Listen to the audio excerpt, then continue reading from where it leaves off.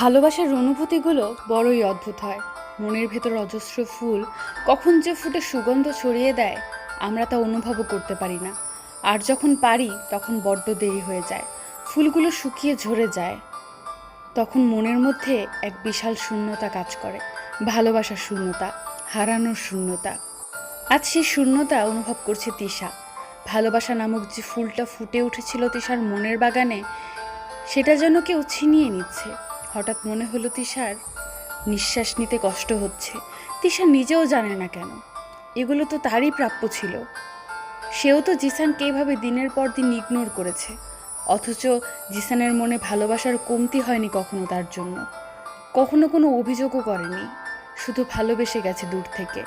আজ জিসানের সামান্য ইগনোর তিশার সহ্য হচ্ছে না।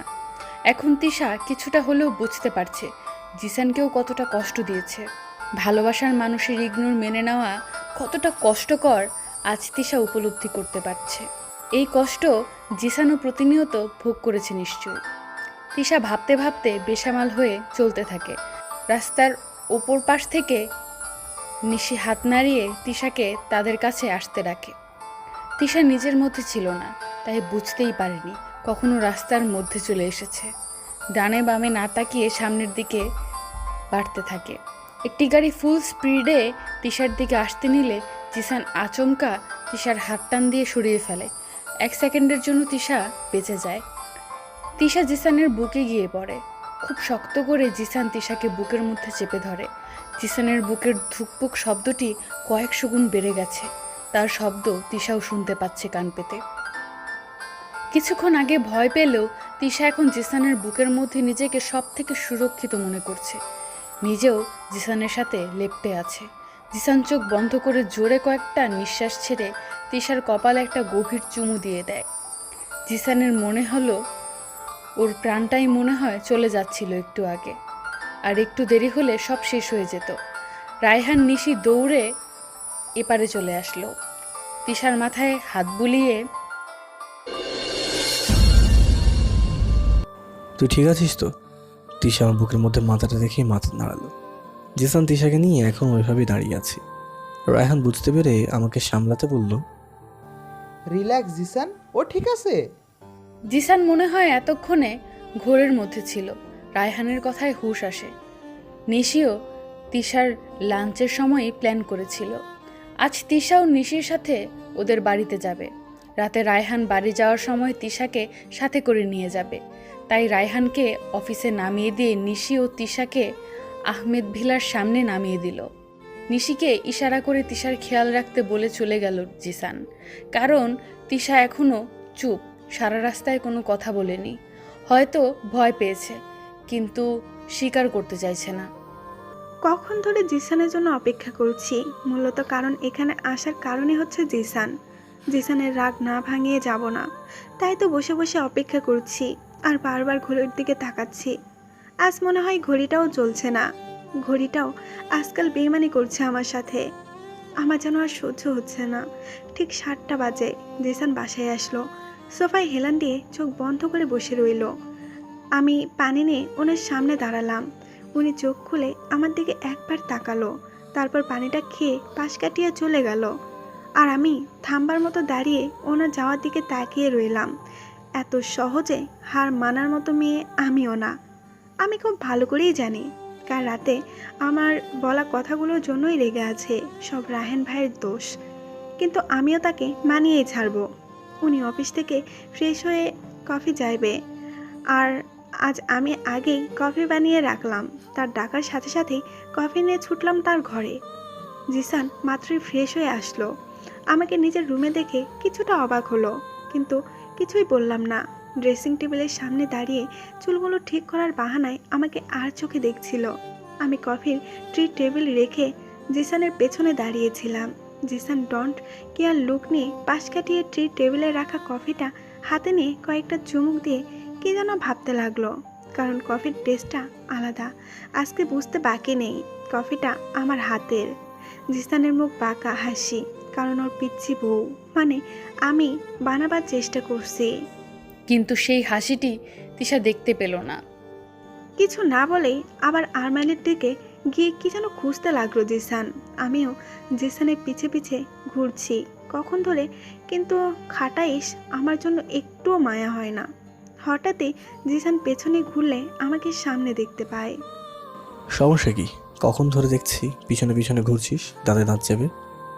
I am sorry. Sorry for what? আমি বুঝতে পেরেছি। জিসান জেনেও না জানার ভান করে। আমি সরি কাল রাতের জন্য। আমি সত্যিই জানতাম না স্যার এত বাজে হবে। আমি ওভাবে বলতে চাইনি, প্লিজ ক্ষমা করে দিন। আর এমন হবে না, প্লিজ।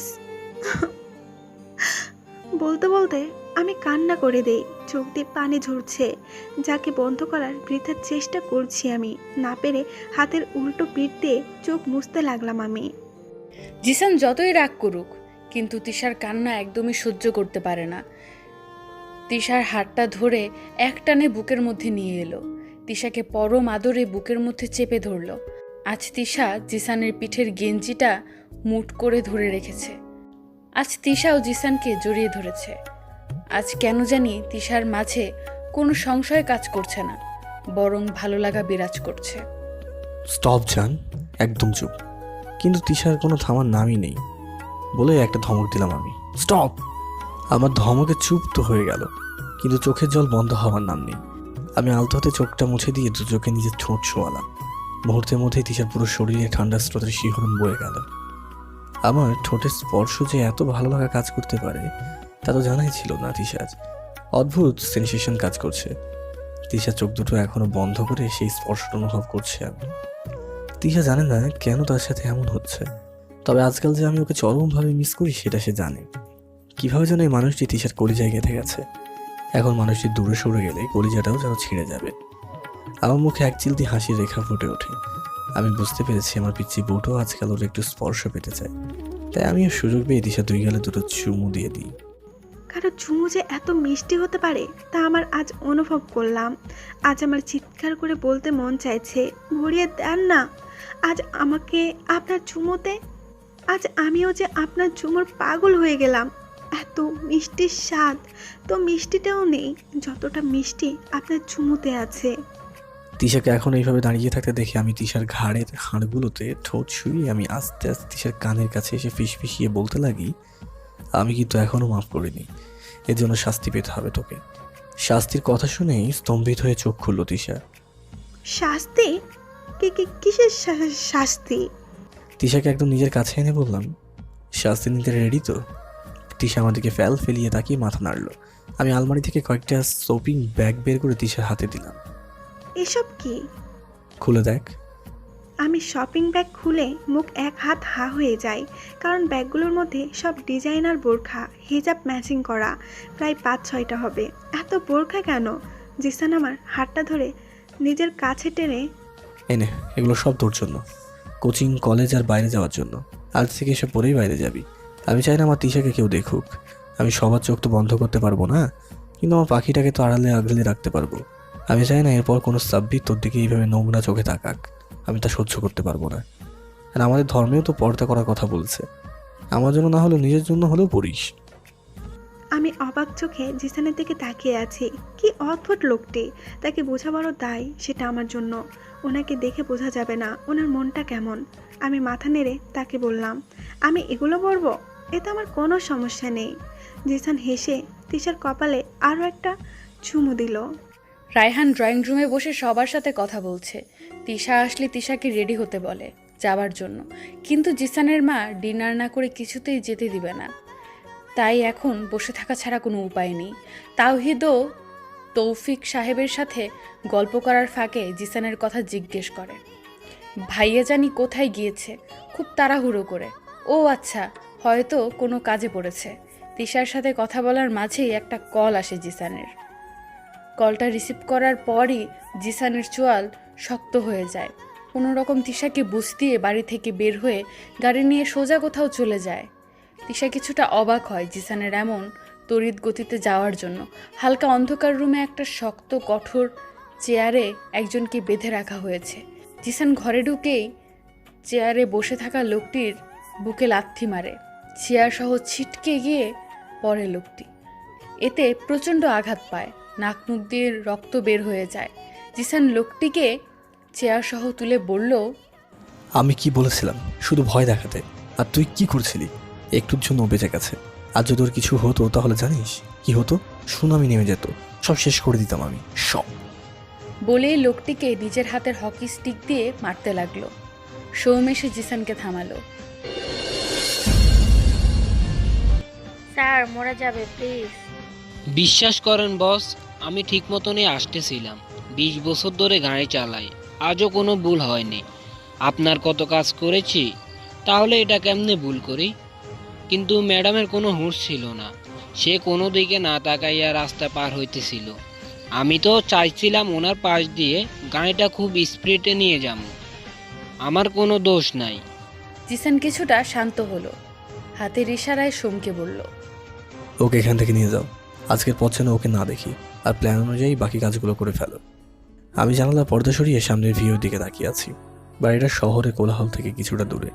যখন আমি খুব ক্লান্ত হয়ে পড়ি সব কিছু থেকে, তখন নিবিড়ভাবে একা সময় কাটানোর জন্য এখানে চলে আসি। এই বাড়ির ঠিকানা আমার পিএ সোমা ছাড়া অন্য কেউ জানে না। মাথাটা ভীষণ পেইন করছে। প্যাকেট থেকে একটা সিগারেট জ্বালিয়ে বাতাসে ধোঁয়া ছড়াতে থাকলাম আমি। সোমা পিছনে এসে বলল, স্যার এটা করার কি খুব দরকার ছিল? আজ ভাগ্যক্রমে ম্যাডাম বেঁচে গিয়েছে। খেলাটা খুব রিস্ক ছিল। পারমিশন দিলে একটা কথা জিজ্ঞেস করতাম। আমি একটু হেসে বললাম, তখন আবার পারমিশন কবে থেকে লাগলো? না আসলে ব্যাপারটা যে এত পার্সোনাল, তাই। বলো কি বলতে চাও? এসব কেন স্যার? ম্যাডামের সাথে তো বিয়ে হয়ে গেছে, তাহলে এসব কেন? জানো সোমা, ওকে বিয়ের জন্য আমাকে কিছু শর্ত মানতে হয়েছিল। প্রথম দুটো শর্ত আমি ভেঙে দিই, কিন্তু সমস্যা হচ্ছে তৃতীয় শর্তটা। আমি যাতে তৃতীয় শর্ত না ভাঙতে পারি তার জন্য নোটিশ জারি করেছে আমার বাবা আর শ্বশুর। যেদিন আমি প্যারিস থেকে আসি সেই দিনই আমাকে নিয়ে একটা সভা বসে বাড়িতে। সেখানে আমি, রায়হান আর আমার দুজন শ্রদ্ধনীয় বাবা উপস্থিত ছিল, আর কেউ না। তারা আমাকে তিশার থেকে দূরে থাকতে বলে। আমার মাথা সেদিন খারাপ হয়ে গিয়েছিল। 4 বছর পর দেশে ফিরে এইসব কথা শুনে কার না মাথা গরম হবে বলো? আমি তাদেরকে তিশার এইচএসসি পরীক্ষার পর তুলে দেওয়ার কথা বললে আমার শ্বশুর কিছু চিন্তা না করেই বলে ফেলে, তিশার পড়ালেখা শেষ না হওয়া পর্যন্ত তারা এই বিষয় নিয়ে কোনো চিন্তা করবে না। আরও 4-5 বছর পর আমাকে অপেক্ষা করতে বলে। তুমি বলো, মগের মুল্লুক পেয়েছে নাকি? দীর্ঘ এত বছর ওর জন্য অপেক্ষা করছি, সে ছোট্ট থেকে। এখন আমার নাকি অপেক্ষা? কিভাবে বলতে পারলো উনি? আমার ফ্রেন্ডের বিয়ে হয়ে বাচ্চা কাচ্চা হয়ে গিয়েছে, আর আমি এখনও শুধু অপেক্ষা করেই যাচ্ছি। তার উপর আরেক শর্ত, নিজের বউয়ের কাছ থেকে দূরে সরে থাকতে। তাদের এই শর্তটা আমি মানতে নারাজ। তাই তো সেদিন দিশাকে পুকুর থেকে বাঁচানোর পর আমার শ্বশুর এই বিষয়ে আর কোনো কথা বলেনি। মেয়ের জীবন বাঁচিয়েছি, কোন মুখে বলবে মেয়ে থেকে দূরে থাকতে? ওটা অন্য কথা। তিশাকে পুকুরে আমিই ফেলেছিলাম, শুধু তিশার কাছে থাকার জন্য। সেটা না হয় বুঝলাম, কিন্তু আজ আবার এটা কেন? সব কি আজই শুনবে? ধৈর্য ধরো, ধৈর্যের ফল মিঠা হয় জানো তো। হুম। আমি একটা দীর্ঘ নিঃশ্বাস ছেড়ে, জানো সোম, অপেক্ষা জিনিসটা কতটা খারাপ একমাত্র সেই বোঝে যাকে এটা করতে হয়। তবুও আমি অপেক্ষা করতে রাজি হয়েছিলাম, কিন্তু আমি এখন বুঝতে পারছি তিশার বাবার মনে অন্য কিছু চলছে। আমার আর তিশার ব্যাপারটা তখন মেনে নিলেও এখন মানতে চাইছে না। কোনো না কোনোভাবে তিশাকে আমার থেকে আলাদা করতে চাইছে। কারণটা কি আমি জানি না। তিনি হয়তো অন্য কিছু চিন্তা করছেন। সেই কিছু করুক, তার আগে আমার জিনিসটি আমার কাছে নিয়ে আসতে হবে। ইচ্ছা করলে জোর করে নিয়ে আসতে পারি, কিন্তু এতে আমি একটা মূল্যবান জিনিস হারাবো, আর তা হলো রায়হান। রায়হানকে আমি হারাতে চাই না। আর তিশার বাবার অমতে তিশাও আমাকে কাছে আসতে চাইবে না। আপনি যেহেতু কিছু হবে না, তাহলে একটু আঙুল বেঁকিয়ে নিয়ে কি? রায়হানকে আমি হারাতে চাই না। আর তিশার বাবার অমতে তিশাও আমার কাছে আসতে চাইবে না। আপনি যেহেতু কিছু হবে না, তাহলে একটু আঙুলটা বেঁকিয়ে নিই। কী সমস্যা? কোনো অবৈধ জিনিস তো চাইনি, আমার বিয়ে করা বউকেই তো চাইছি। সোম অবাক দৃষ্টিতে তাকিয়ে আছে জিসানের দিকে। এই মানুষটিকে বোঝা তার জন্য অনেক কঠিন। গত কয়েক বছর ধরে জিসানের বিয়ের পেশায় আছে। যথেষ্ট সৎ আর কাজের প্রতি নিষ্ঠা দেখে জিসান সোমকে খুব পছন্দ করে, তার সাথে বিশ্বাসও। তাই তো জিসানের এই রূপটা একমাত্র সোমই দেখতে পায়। জিসান বাসায় আসতে আসতে একটু লেট হয়ে যায়, তবুও এসে ভাগ্যক্রমে রায়হানকে পেয়ে যায়। রায়হান আর তিশা মাত্রই সবার থেকে বিদায় নিয়ে বের হবে, তখনই জিসান বাসায় প্রবেশ করে। কোথায় ছিলি? ফোন কোথায় তোর? কয়টা ফোন দিয়েছি জানিস? রায়হানের কথায় জিসান ফোন চেক করে। সরি ইয়ার, চার্জ নেই। এভাবে না বলে কোথাও যাবি না এরপর, বুঝলি? এমনি তো শত্রুর অভাব নেই। জিসান মৃদু হেসে এভাবে বইয়ের মতো জেরা করা বন্ধ কর। আমার পিচ্ছি বউটাকে এইসব শেখাতে নেই, তাহলে আমার কপাল পুড়বে তো। রায়হান হেসে। এমন সময় রায়হানের কল আসে বাসা থেকে। রায়হান কলটি রিসিভ করে টেনশনে পড়ে যায়। ওকে, আমি আর তিশা তাড়াতাড়ি আসছি, তোমরা রেডি হয়ে থাকো, তোমাদের স্টেশনে ছেড়ে দিয়ে আসবো। কলটা কেটে তিশাকে বলে, তাড়াতাড়ি চল, মা বাবা এখনই গ্রামে যাবে। তিশা প্রশ্ন করার আগেই জিসানি প্রশ্ন করে বসে। মামার অবস্থা ভালো না, হসপিটালে অ্যাডমিট আছে বর্তমানে। মা শুনে কান্না ভাসিয়ে দিচ্ছে। ভাইকে নিজের থেকে দেখা না পর্যন্ত থামবে না, তা বাবা ভালো করেই জানে। তাই এখনই যাওয়ার সিদ্ধান্ত নিয়েছে। তিশাকে বাসায় রেখে আবার বাবা মাকে স্টেশনে দিয়ে আসতে হবে। তুই স্টেশনে গেলে তিশার সাথে কে থাকবে? কেউ না, আমি বাইরে দিয়ে দরজা নক করে যাব। আর কাল কাল যখন তুই অফিসে থাকবি তখন? রায়হান খুব ভালো করে বুঝতে পারছে জিসান কি বলতে চাইছে, তাই ও চিন্তায় পড়ে গেল। সমস্যা নাই, আমি একা থাকতে পারবো। তোকে কেউ জিজ্ঞেস করেছে? তাহলে রায় দিতে আসলি কেন? কোথাও যাবি না তুই, যতদিন মা বাবা না আসে। আমি হাতটা ধরে বাসার ভিতরে নিয়ে আসলাম। আমি ভাইয়ের দিকে তাকিয়ে আছি। ভাইয়া মাথা নাড়িয়ে হ্যাঁ বলে, তাই আমিও চুপ হয়ে গেলাম। রায়হান ভাইয়া বাবা মাকেও এই ব্যাপারটা বলে, তারপর ওনারাও বুঝতে পারে জিসান কথাটা মন্দ বলেনি। তাই আমিও এখানে থাকি কিছুদিন, এতে টেনশনও কম হবে। রায়হানও আমি দুজনে গিয়ে তিশার বাবা মাকে ট্রেনে উঠিয়ে দিয়ে আসি। রায়হানকে বাড়ির সামনে নামিয়ে দিয়ে আস্তে আস্তে 12টা বেজে যায়। নিজের রুমের দিকে যাওয়ার সময় হঠাৎ কি মনে করে নিশির রুমে উকি মারি। তিশাও নেই। গেল কোথায়? আমার রুমে না তো। আমি নিজের রুমেও তিশাকে পাই না। ভাবতে লাগি কোথায় থাকতে পারে। হঠাৎ হাঁটা ধরি ছাদের দিকে। যা ভেবেছিলাম, তিশা ছাদের দোলনাতে বসে আছে। চাঁদের স্নিগ্ধ আলো তিশার মুখে পড়ে। এক অপরূপ সৌন্দর্য ফুটে উঠেছে। কি যে মায়া লাগছে, তা উপলব্ধি করার মতো না। এই মায়া জালেই তো আমি ফেঁসে গিয়েছি, যার থেকে আমি মুক্তি পেতে চাই না। হালকা ঠান্ডা বাতাস বইছে, হয়তো কোথাও ঝড়ও হচ্ছে। আমার মনেও এই মেয়েটাকে দেখলে কেমন ঝড় হতে থাকে। এই ঝড়কে শান্ত করতে তোর এই কাজল কালো আঁখি দুটি শান্ত চাউনিটাই যথেষ্ট। আমি একটু মুচকি হেসে তিশার পাশে গিয়ে বসলাম। তিশা আকাশের দিকে তাকিয়েছিল। আমাকে পাশে বসতে দেখে একবার তাকিয়ে আবার আকাশ দেখতে ব্যস্ত হয়ে বলল, মন খারাপ? হুম। তাহলে এত রাতে এখানে কি করছিস? চাঁদ দেখছি, কত সুন্দর তাই না? হুম, অনেক সুন্দর। আমি তিশার দিকে তাকিয়ে বললাম। আপনি তো দেখেননি, তাহলে কি করে বললেন? আমি আমার আকাশের চাঁদের কথা বলছি। ওই আকাশের চাঁদকে তো সবাই দেখে, অনেকে কাছেও পেতে চায়, কিন্তু আমার আকাশের চাঁদটা শুধুই আমার। এতে কারোর অধিকার নেই, আর আমি কাউকে দেখতেও দেবো না। তাহলে কি করবেন? ঘরে বন্দি করে রাখবেন? এরপরও যদি দেখে ফেলে? হুম, ঘরে বন্দি করবো না, তবে কেউ যাতে আশেপাশে না আসতে পারে তার ব্যবস্থা করে দেবো। এরপরেও যদি দেখে, আমার ভেতরে তাকে আড়াল করে ফেলবো। আমি এবার জিসানের দিকে তাকালাম। জিসান মাথাটা নিচু করে নিচের দিকে তাকিয়ে আছে। কি অদ্ভুত লোকটি!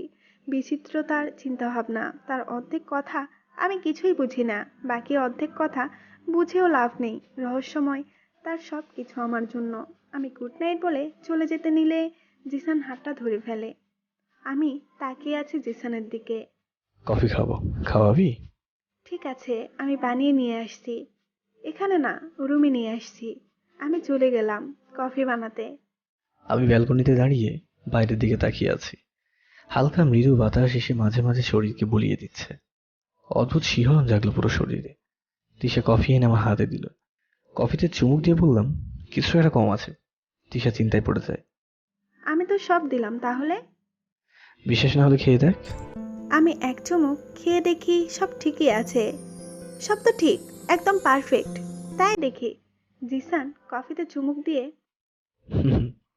এইবার ঠিক আছে। আমি বুঝতে পারলাম জিসান ইচ্ছে করে করছে, মুখটা অন্যদিকে ঘুরিয়ে ফেললেন। কিন্তু ঠোঁটের কোণে এক চিলতে হাসি ঠিকই ফুটে উঠল আমার। আবছা অন্ধকারেও সেই হাসি জিসান দেখে ফেলে। অনেক রাত হয়েছে, আমি এখন আসি বলে আমি যেতে নিলে জিসান হাতটা ধরে ফেলে।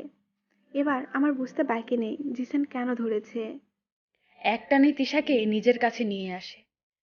তিশার পিঠ জিসানের বুকের সাথে লেগে আছে। তিশার কোমরটা ধরে আরো একটু কাছে টেনে নিল। তিশার সিল্কি চুলে নিজের মুখ ডুবিয়ে দিল। জিসানের স্পর্শে তিশার শরীরে কম্পন হতে লাগলো। তিশার এই কম্পন যেন জিসানকে আরো পাগল করার জন্য যথেষ্ট ছিল। ঘাড়ের পেছনে চুলগুলো সরিয়ে টুকরো টুকরো কিস করতে লাগলো। এতে তিশা চোখ বন্ধ করে কোমরে রাখা জিসানের হাতটি শক্ত করে ধরে ফেলে, যার ফলে তিশার নখ লেগে যায় জিসানের হাতে। কিছুক্ষণ পর কানে কানে ফিসফিসিয়ে বলে, এই বাড়িতে তোর নিজের একটা রুম আছে, সেই রুমের মানুষটির ওপরও যখন তোর পুরো অধিকার আছে, তাহলে নিজের রুম ছেড়ে আর মানুষটিকে ছেড়ে অন্য ঘরে বসবাস কেন? আমার প্রতি বিশ্বাস নেই নাকি নিজের প্রতি? জিসানের কথার উত্তর তিশা দিতে পারে না। তা দেখে জিসান মুচকি হেসে দেয়। ব্যালকনির কাউচে শুয়ে তিশাকেও টান দিয়ে নিজের উপর নিয়ে আসে। পরম যত্নে তিশার মাথাটা বুকের মাঝে চেপে ধরে। এই হৃৎপিণ্ডে ধূপ ধূপ শব্দ শুনেছিস? এ সবই তোর জন্য। তুই ছাড়া এটা ক্রিয়াচক্র বন্ধ হয়ে যাবে। জিসানের কথায় তিশার চোখ দিয়ে এক ফোঁটা নোনা জল গড়িয়ে জিসানের বুকের উপর পড়ে। অজান্তেই